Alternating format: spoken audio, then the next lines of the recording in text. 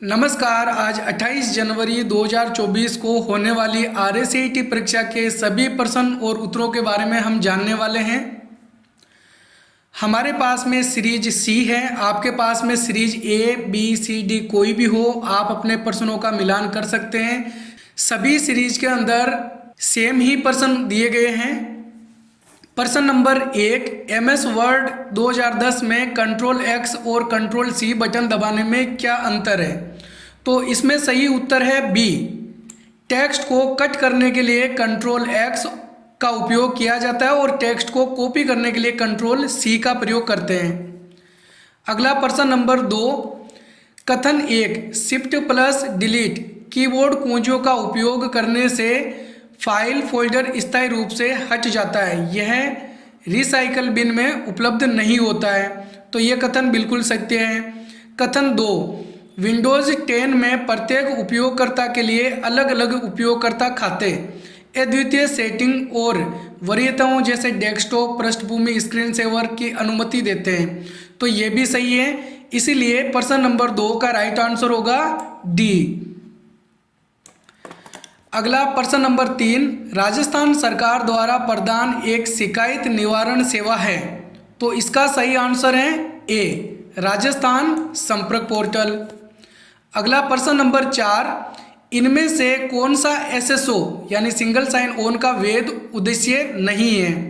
तो इसमें सही आंसर है डी, विभिन्न कंप्यूटर सिस्टम में मेलवेयर फैलाने के लिए। अगला प्रश्न नंबर 5, यूट्यूब क्या है? तो इसका सही उत्तर है ए, यह एक वीडियो साझाकरण और वीडियो खोज की वेबसाइट है जो उपयोगकर्ता को वीडियो अपलोड करने और देखने, साझा करने की अनुमति देती है। अगला प्रश्न नंबर 6, माइक्रोसॉफ्ट एक्सेल में निम्नलिखित में से कौन सी विशेषता है जिसका उपयोग स्प्रेडशीट में डेटा पर गणना करने के लिए किया जाता है? तो इसमें सही आंसर है सी, फॉर्मूला। अगला प्रश्न नंबर 7, एक फाइल को CD DVD में कॉपी करने की प्रक्रिया को क्या कहा जाता है? तो इसका सही आंसर है बी, बर्निंग। अगला प्रश्न नंबर 8, MS वर्ड 2010 में सबसे नीचे की क्षैतिज पट्टी है जिसमें पृष्ठ संख्या, शब्द गणना आदि जैसे कई विकल्प हैं। तो इसमें सही उत्तर है बी, स्टेटस बार। प्रश्न नंबर 9, MS एक्सेल 2010 में चार्ट के प्लॉट क्षेत्र में प्रदर्शित क्षैतिज रेखाओं को कहा जाता है। तो जो क्षैतिज लाइनें होती हैं उनको बोलते हैं ग्रिड लाइन। अगला प्रश्न नंबर 10, MS पावरपॉइंट 2010 में एनिमेशन फलक का उपयोग क्या है? तो इसमें सही आंसर है बी, आप स्लाइड पर लागू एनिमेशन की सूची देख सकते हैं। अगला प्रश्न नंबर 11, निम्नलिखित का मिलान कीजिए। MS वर्ड किससे संबंधित है? दस्तावेज से संबंधित है। और MS एक्सेल किससे संबंधित है? शीट। और MS पावर पॉइंट संबंधित है स्लाइड से। तो इसमें सही आंसर होगा R, Q और P। तो देखते हैं R, Q और P किस में है। इसमें सही आंसर है C, R, Q और P। अगला प्रश्न नंबर 12, हॉटस्पॉट इंटरनेट कनेक्टिविटी के लिए किस कनेक्टिविटी की आवश्यकता होती है? तो इसमें सही आंसर है ए, वाईफाई की जरूरत होती है। प्रश्न नंबर 13, नीचे दी गई तालिका से सही मिलान विकल्प का चयन कीजिए। Input device, track ball, microphone और कीबोर्ड, ये सब क्या है? इनपुट डिवाइस है। तो पहले के अंदर क्या आएगा? पी। दूसरा आउटपुट डिवाइस क्या है? मॉनिटर, प्रिंटर और हेडफोन, ये क्या है? आउटपुट है। और स्टोरेज डिवाइस क्या है? Hard disk drive storage device है। तो इनपुट डिवाइस में क्या हो गया? पी, आउटपुट डिवाइस में आर और स्टोरेज डिवाइस में क्यू। तो इसमें सही आंसर है सी, पी, आर और क्यू। अगला प्रश्न नंबर 14, ई मित्र पोर्टल के माध्यम से निम्नलिखित में से कौन से दस्तावेज के लिए आवेदन किया जा सकता है? आधार कार्ड, ड्राइविंग लाइसेंस, मतदाता पहचान पत्र। तो सही उत्तर है इसमें डी। अगला प्रश्न नंबर 15, OCR प्रौद्योगिकी का मुख्य उद्देश्य क्या है? तो इसमें सही उत्तर है ए, मुद्रित या हस्तलिखित पाठ को मशीन पठनीय पाठ में बदलना। अगला प्रश्न नंबर 16, मोक पोर्टल का प्रमुख उदाहरण क्या है? EDX, UDCT या फिर कोर्सेरा? तो इसमें सही उत्तर है डी, ये सभी। प्रश्न नंबर 17, निम्नलिखित में से कौन सी एक सामान्य फिशिंग तकनीक है जिसका उपयोग विश्वसनीय एंटिटी को अनुकरण करने के लिए किया जाता है? तो इसमें सही उत्तर है ए, स्पूफिंग। अगला प्रश्न नंबर 18, MS एक्सेल 2010 में शिफ्ट F3 शॉर्टकट कुंजी का क्या उपयोग है? तो इसमें सही आंसर है डी, फंक्शन को सम्मिलित करने के लिए। प्रश्न नंबर 19, क्या माइक्रोसॉफ्ट एक्सेल में खोज और पुनः स्थानांतरण संवाद बॉक्स खोलने के लिए शॉर्टकट कुंजी है? तो इसमें सही उत्तर है बी, Ctrl+H रिप्लेस करने के लिए, जिसके द्वारा फाइंड भी कर सकते हैं और रिप्लेस भी कर सकते हैं। प्रश्न नंबर 20, माइक्रोसॉफ्ट आउटलुक में नए कैलेंडर अपॉइंटमेंट बनाने के लिए कौन सी शॉर्टकट कुंजी उपयोग किया जाता है? तो इसका सही आंसर है ए, Ctrl+Shift+A का प्रयोग करते हैं। प्रश्न नंबर 21, माइक्रोसॉफ्ट पावर पॉइंट में आखिरी क्रिया को पुनः करने के लिए कौन सी शॉर्टकट कुंजी है? तो इसमें सही उत्तर है बी, Ctrl+Z का प्रयोग करते हैं। प्रश्न नंबर 22, माइक्रोसॉफ्ट एक्सेल में नए वर्कशीट डालने के लिए शॉर्टकट कुंजी है। तो नई वर्कशीट डालने के लिए शॉर्टकट कुंजी Ctrl+N, Ctrl+W, Ctrl+Shift+N या फिर Ctrl+Alt+W, चारों ही नहीं है।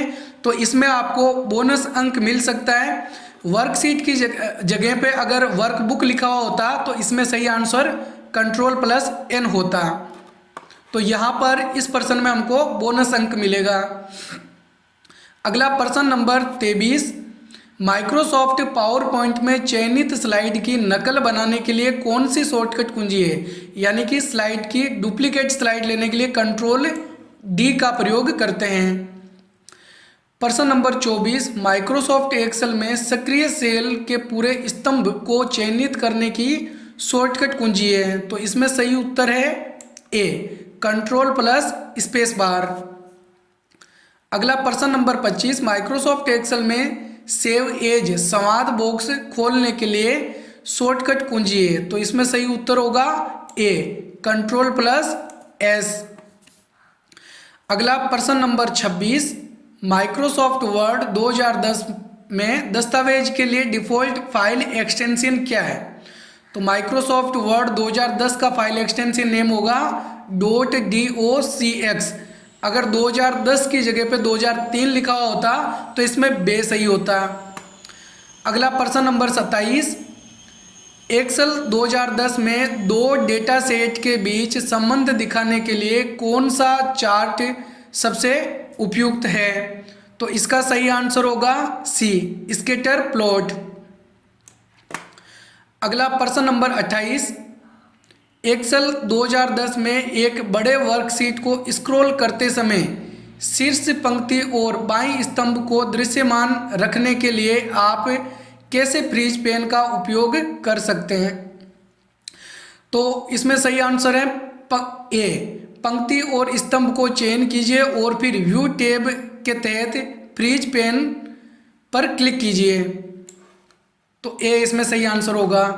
अगला प्रश्न नंबर 29, पावर पॉइंट 2010 में आपको अपनी प्रस्तुति ऑनलाइन प्रसारित करने और दूसरों के साथ लिंक साझा करने की अनुमति देने वाली सुविधा है।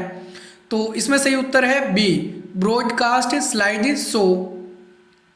अगला प्रश्न नंबर 30, पावर पॉइंट 2010 में रिबन में स्लाइड जोड़ने, हटाने और स्वरूपित करने के लिए आदेश देने वाला कौन सा टैब है? तो इसमें सही उत्तर है ए, होम टैब। अगला प्रश्न नंबर 31, प्रेजेंटेशन में स्लाइड शो को शुरू करने के लिए F5 कुंजी दबाइए, बिल्कुल सही है।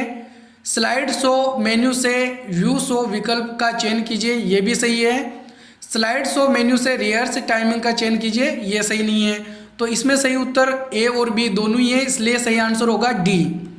विकल्प ए या विकल्प बी का चयन कीजिए, दोनों में से कोई भी ऑप्शन चुन सकते हैं।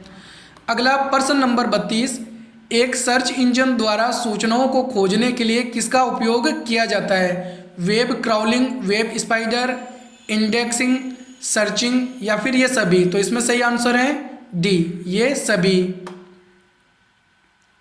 अगला प्रश्न नंबर 33, कंप्यूटर को ऑन करने की प्रक्रिया क्या कहलाती है? तो इसमें सही आंसर है डी, बूटिंग प्रक्रिया।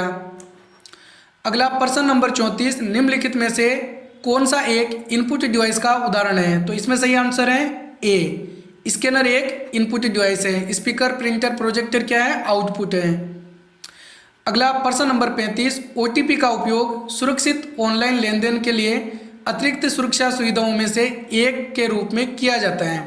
ओटीपी का पूर्ण रूप क्या है? ओटीपी की फुल फॉर्म क्या होती है? One time password. तो इसमें सही आंसर होगा सी, वन टाइम पासवर्ड। तो उम्मीद है आपने बहुत सारे प्रश्न सही किए होंगे। पासिंग मार्क्स के लिए हमको कम से कम 14 प्रश्न इनमें से सही करने होते हैं। उम्मीद है आप सबके 14 प्रश्न से ज़्यादा ही सही होंगे। एक बार कमेंट बॉक्स में लिख के ज़रूर बताएं कि आपके कितने प्रश्न इसमें से सही हैं। वीडियो में हमारे साथ लास्ट तक बने रहने के लिए धन्यवाद। अगर आपको हमारा ये वीडियो पसंद आए तो वीडियो को लाइक और चैनल को सब्सक्राइब जरूर करें। हमारे इस चैनल RSCIT गुरुजी पर हम इसी प्रकार के और नए नए कंप्यूटर से रिलेटेड और RSCIT कोर्स से संबंधित वीडियो लेके आते रहते हैं। धन्यवाद। जय हिंद, जय भारत।